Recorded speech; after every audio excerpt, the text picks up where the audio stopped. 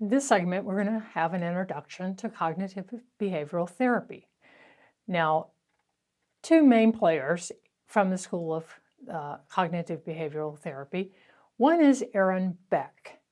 Aaron Beck, he actually developed, along with Albert Ellis, cognitive behavior.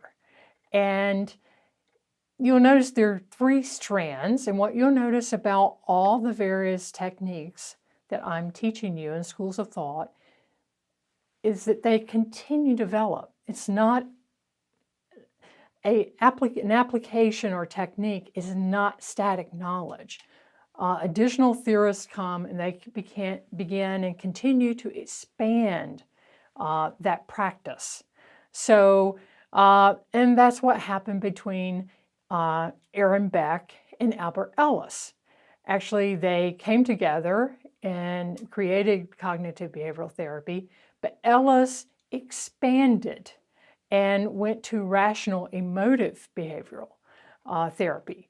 And so as you're thinking about what's behind, why did Beck decide to deviate? Well, he was actually a psychodynamic therapist.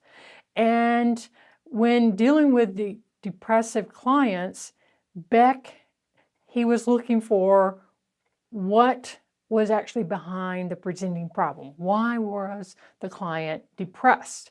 And in that, his findings, he found that they had a negative bias or a negative interpretation to certain life events, and that's why people were depressed. So he really ventured off and started to talk about cognitive distortions.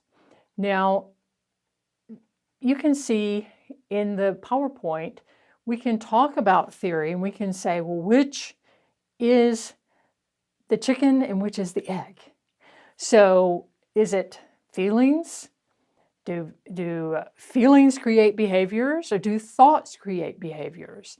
And is it that behaviors reinforce thoughts?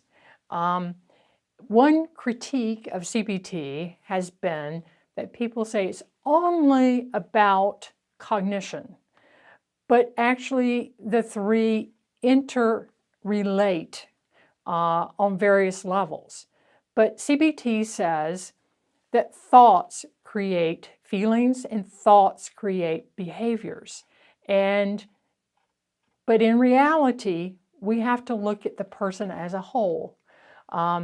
We do have actions, we do have emotions, but also there's a physical dynamic, our body or somatic impact. So I like to think of CBT in 5 parts, which goes beyond what Beck had in his original focus. And not only that, but we need to think about the environment of the client. So I want to just be honest with you right up front, because as I start to give you an introduction to CBT, you say, all of the people coming in, I'm going to be able to address issues that they're facing with CBT. No, the answer to that is no, because there is no silver bullet. There is no one orientation or application that fits to all presenting problems and all clientele. So I'm going to say to you, maybe 50% can be helped with CBT or solution focused. The other 50%, you will need to refer and have other modalities of help for that person. But looking at a situation, the client may come in and just saying they're having a really bad day, and so they walk down the road and they pass someone who knows them, and that person ignores them. So what would be the cognition?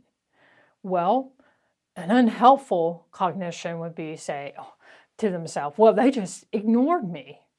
Maybe they don't like me. Or a helpful one would be, maybe they're very wrapped up or preoccupied with something in their life. And from the deduction the person makes from the cognition, the emotional feelings, it could be a feeling of rejection. But if you had a helpful application or interpretation, you may actually be concerned for the other person. It looks like they have a lot on their mind today.